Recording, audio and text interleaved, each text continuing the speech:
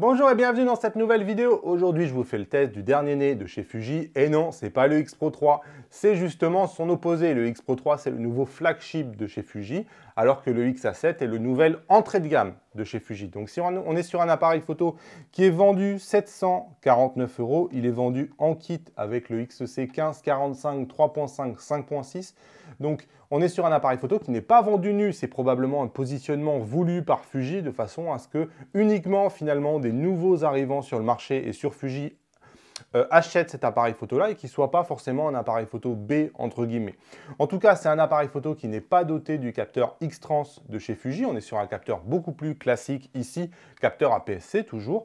Et on a la même monture Fujifilm que tous les autres appareils photo, c'est-à-dire que n'importe quel objectif Fuji va s'adapter sur cet appareil photo. Alors cet appareil photo, lorsqu'il a été présenté, j'ai été clairement emballé parce que c'est un appareil photo qui introduisait une nouvelle technologie d'écran sur cet appareil photo-là. Et c'est un écran, franchement, qui est pour moi le meilleur écran de toute la gamme Fuji, hein, quel que soit l'appareil photo. Pourquoi? Parce qu'on est sur un appareil, on est sur un écran qui est immense. Je ne sais pas si ça va passer bien ici en vidéo, mais je vous fais, hop, regardez la différence entre la taille de l'écran du XT30, qui a le même écran que le XT3, hein, le XT30, à droite, et le XA7 à gauche. On est sur un écran qui est absolument immense. Il est sur la même taille d'écran que le D850 chez Nikon, donc on est sur un écran immense. On est sur un écran qui est très lumineux, qui en plus est plus réactif que les autres écrans chez Fuji. Et on est sur un écran surtout sur rotule. Les écrans sur rotule, c'est les écrans tout simplement les meilleurs. On est sur un écran, regardez ici, j'ai la vue en arrière, mais je peux aussi faire comme ça, c'est-à-dire que je peux voir ce que je suis en train de filmer. Je peux évidemment tourner mon écran si je veux me mettre comme ça, et je peux le fermer l'écran. Maintenant, il est complètement fermé. Je peux, si je suis en portrait, prendre des photos à ras le sol ou au-dessus d'une foule. Vraiment, tout est possible. Quel que soit ce que vous voulez faire avec votre écran, avec ce genre d'écran-là, vous pouvez faire tout ce que vous voulez. Et c'est pour ça que c'est vraiment, enfin, en tout cas, la meilleure conception d'écran personnellement que je connaisse. Et c'est la première fois que Fujifilm utilise ce genre de conception. Alors, on est sur un écran, que je l'ai dit, qui est très lumineux. Il est beaucoup plus lumineux que les écrans qu'on a l'habitude de voir. Je ne sais pas si ça va se voir ici. On va aller dans le menu sur les deux. Les deux sont au maximum de la luminosité. On voit que celui du haut est quand même plus lumineux. Malgré tout, cet appareil photo-là, c'est un appareil photo qui est entrée de gamme. Donc on pouvait rêver peut-être, on pourrait rêver que cet écran-là, un jour, arrive sur un XT4, sur un XH2. Moi, je rêvais personnellement qu'il soit mis aussi sur un X Pro 3. On aurait pu très bien le fermer sur un X Pro 3 et avoir cette expérience que Fuji chérit de dire on n'a pas d'écran arrière. Là, ça allait encore plus loin. C'est pareil, il est fermé. Mais on a la capacité de le retourner si un jour, pour une raison ou une autre, on a envie de le retourner. Bref, ce n'est pas le débat. En tout cas, ce XA7, je vais vous le présenter rapidement. Il est extrêmement léger. Évidemment, il est conçu en plastique. Malgré tout, c'est une belle conception. Et je n'ai pas grand-chose à dire sur la conception. En termes de boutons, on a un bouton menu, un bouton disback et un joystick. Donc oui, on a un joystick, ce qui est plutôt à mon point. La plupart des appareils photo entrée de gamme n'ont pas de joystick. Alors ici, on n'a pas de molette des modes. Donc on a un bouton drive, un peu comme sur un X3.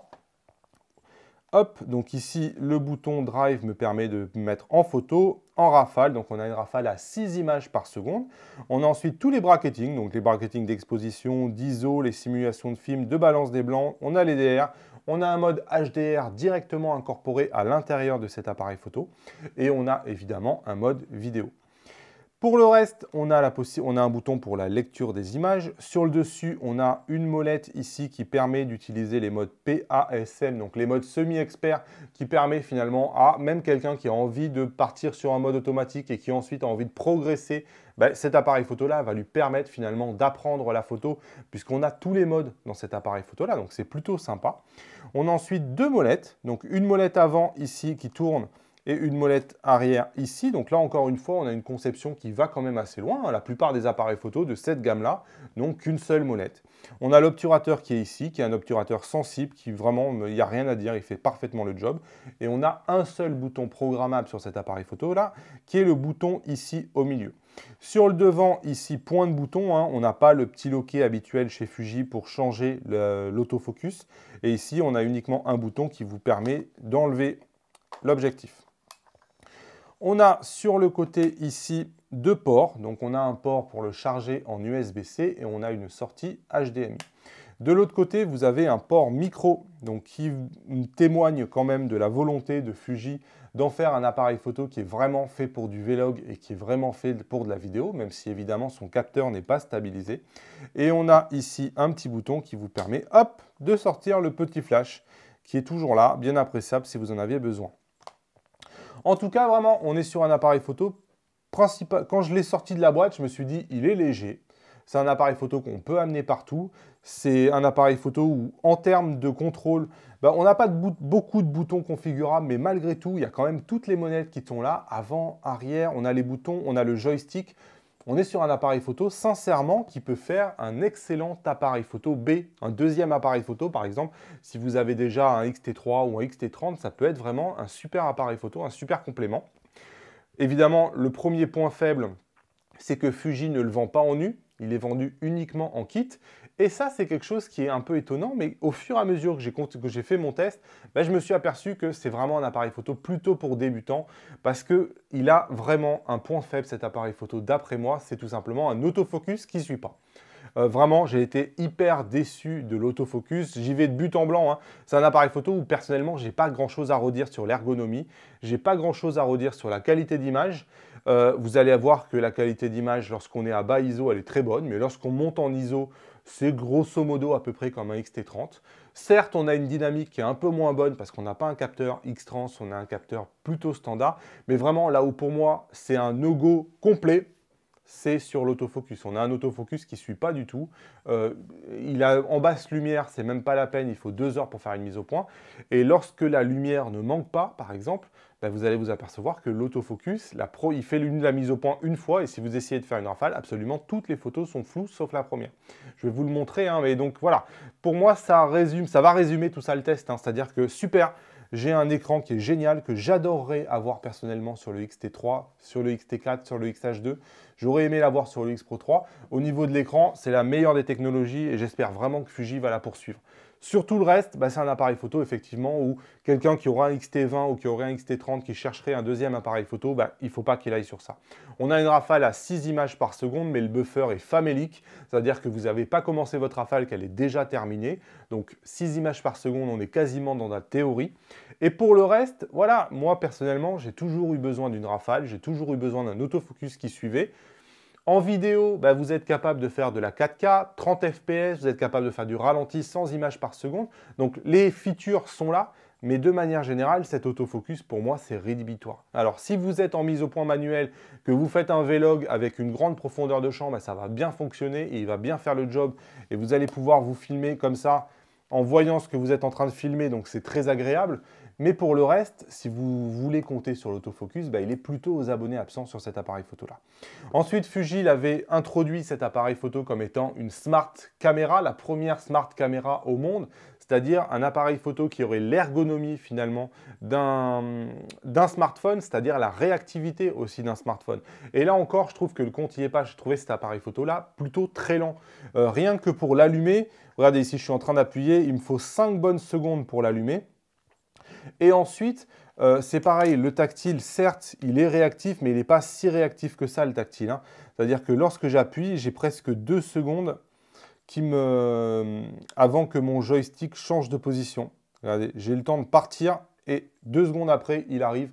Pour moi, c'est beaucoup trop lent et lorsque j'ai eu envie de l'utiliser comme ça, le compte n'y était pas. Personnellement, certes, la promesse marketing du smartphone, c'est une excellente idée. La réalisation, elle n'est pas tout à fait au niveau. En tout cas, voilà, c'est un appareil photo où concrètement, je ne vais pas vous le conseiller du tout. C'est beaucoup trop lent. Je préfère 1000 fois vous dire d'aller plutôt sur un X-T20. Donc l'ancienne génération, vous allez avoir tout qui est globalement mieux. Le capteur est meilleur, la dynamique est meilleure, la rafale est meilleure, l'autofocus est meilleur, l'ergonomie est meilleure. Finalement, la seule chose que cet appareil photo-là va faire mieux qu'un X-T20, c'est de proposer un écran ultra lumineux. D'ailleurs, on le voit sur l'iPhone. L'iPhone, il a du mal à afficher cet écran qui est ultra lumineux. Pour le reste, voilà. Autant aller sur l'ancienne génération. Le X-T20 aujourd'hui, il coûte moins cher encore que ce XA7 et vous allez avoir des prestations qui sont en tout point meilleures. Alors, niveau qualité d'image, vous allez voir, il n'y a pas vraiment de questionnement. La qualité d'image produite par ce XA7 est plutôt bonne.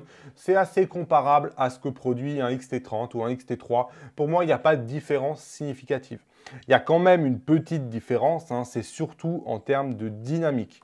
En termes de dynamique, on va cramer les blancs un tout petit peu plus vite sur ce XA7 par rapport à un XT30, mais ça reste relativement raisonnable. Donc la qualité d'image, vous avez le XT30 à gauche et vous avez le XA7 à droite. Hein. Donc la qualité d'image du XT30 est un cran supérieur, mais enfin, de manière générale, j'ai été plutôt content de la qualité des images délivrées par ce XA7, aussi bien en ISO natif à bas ISO, mais aussi à 12800 ISO. Franchement, pour moi, ça suit bien, hein, et j'ai pas vu de réel problème avec ce XA7. Les photos qu'il délivre sont de superbe qualité. Alors, je peux vous montrer quelques photos, j'en ai pas retenu beaucoup, mais quel que soit l'objectif que vous lui prenez, regardez ici avec un XF 50 mm f2. Donc on est ici sur un objectif qui est capable de délivrer une belle résolution. Ça marche extrêmement bien. Si vous voulez faire du portrait avec cet objectif-là, ça marche bien, pas de problème. Ici, je crois que c'est que le XF 1680, c'est pareil, ça marche extrêmement bien, pas de problème à noter. Hein, vraiment, la qualité d'image, ce n'est pas un sujet sur cet appareil photo-là, il a une bonne qualité d'image. Là où pour moi, ce n'est pas suffisant, c'est en AFC finalement, c'est-à-dire la mise au point continue qui permet de rafraîchir la mise au point au fur et à mesure que la distance avec votre sujet évolue. On a l'impression presque que l'AFC ne marche pas sur cet appareil photo-là, tant elle est lente. Ici, je vous montre avec quelques sujets en mouvement, mais en mouvement quand même relativement lent. Hein. On est sur un petit vélo qui va vraiment pas vite. Et de manière générale, on a à peu près toujours le même phénomène. La première photo, au moment où je déclenche, elle est toujours nette. Et les photos suivantes, ça ne suit pas, tout simplement. On peut voir ici, la rafale est entièrement floue.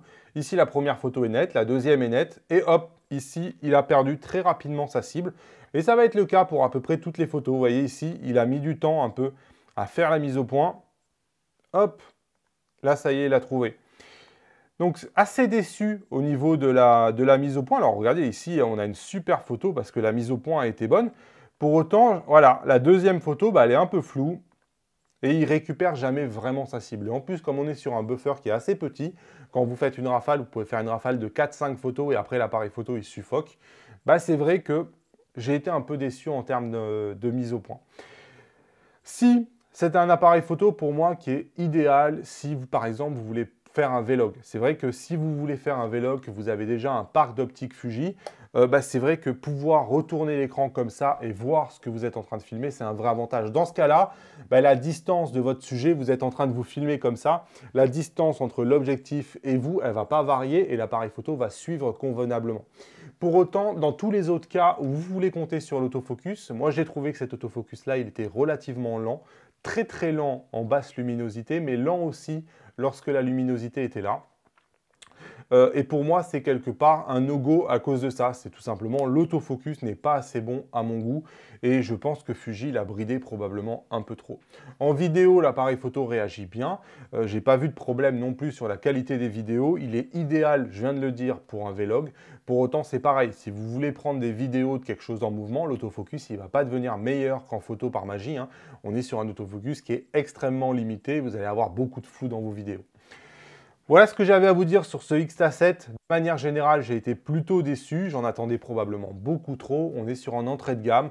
On est sur un appareil photo où, comme quelqu'un de chez Fuji d'ailleurs m'a dit, qui se reconnaîtra peut-être, c'est un appareil photo qui est surtout fait pour les supermarchés, qui n'est pas fait pour être diffusé auprès des boutiques telles que les Camara et compagnie. C'est fait pour des gens qui finalement tombent dessus en rayon, se disent « Ah, il n'est pas cher, c'est un Fuji.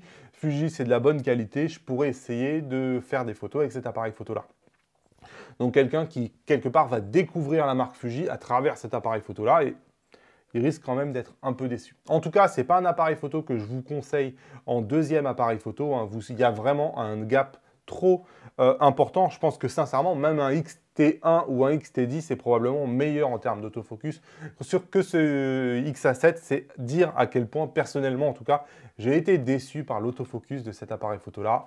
Moi, personnellement, je passe mon chemin et je le rends. Désolé Fuji. Stop, j'interromps la vidéo. Au montage, je m'aperçois que j'ai omis de parler de pas mal de choses, donc on va faire un petit complément. La première des choses, c'est la détection des yeux et des visages. Lorsque Fuji a introduit ce XA7, c'était quand même une des grandes nouveautés. Il a un nouvel algorithme pour détecter les yeux et les visages, meilleur que le XT30, meilleur que le XT3.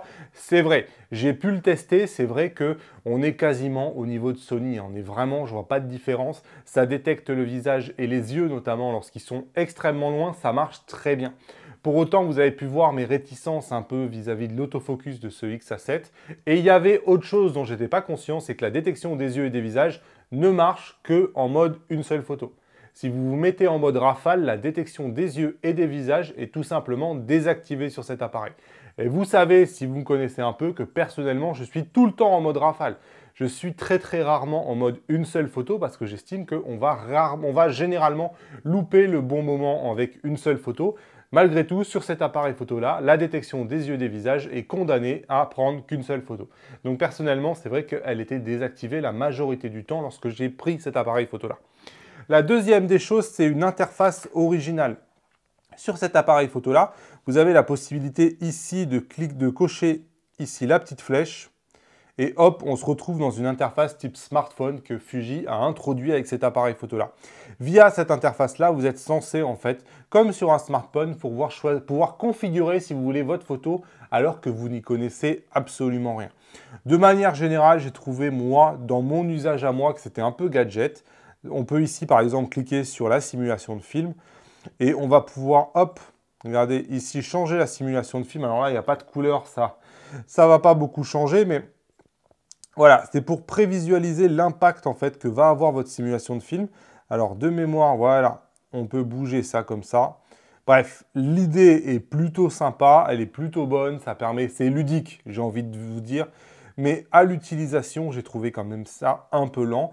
Et l'autre chose à noter, c'est que ici, vous avez le menu Quick dans cette interface-là. C'est-à-dire que sur cet appareil photo-là, le menu Quick n'est pas accessible via un bouton. C'est quelque chose qui m'a énormément manqué parce que c'est quelque chose que j'utilise beaucoup, le menu Quick. Et vous êtes obligé de faire 2 clics pour avoir le menu Quick. Un clic ici en tactile, un deuxième clic sur le cul ici. Enfin, je voulais parler de l'autonomie. L'autonomie de cet appareil photo est globalement équivalente à l'autonomie moyenne chez Fuji. On est sur une autonomie de 350, 400 photos. Moi, personnellement, ça m'a paru suffisante. J'ai trouvé que ce n'était pas un sujet spécialement l'autonomie. Voilà, je vous retrouve bientôt donc pour une nouvelle vidéo. Si vous avez eu l'occasion de le tester ou si vous avez un avis sur cette vidéo, dites-moi vos commentaires juste en bas. Si vous débarquez dans le monde Fuji, probablement pas en achetant un XA7 après avoir vu cette vidéo, sauf peut-être pour un vlog, vous avez le guide de démarrage du Fujiste débutant en cliquant sur les 12 vidéos qui sont juste là. Et moi, je vous dis à bientôt dans une nouvelle vidéo. Salut!